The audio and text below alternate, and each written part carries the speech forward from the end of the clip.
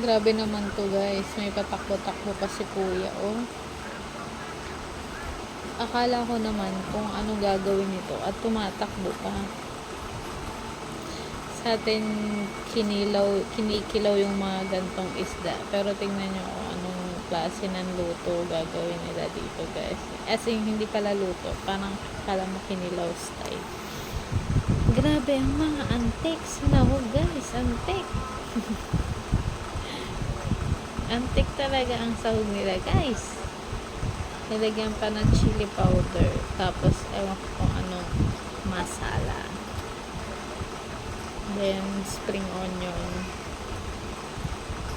Then, ayan. Mekos-mekos pa ni kuya yan guys. Grabe oh. Mga antik nagkikisian to oh. Parang humihingi pa ng sakuro.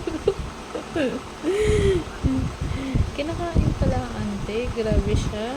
Kuya, ano ba yan? All goods pa si kuya dyan. All goods. Grabe siya.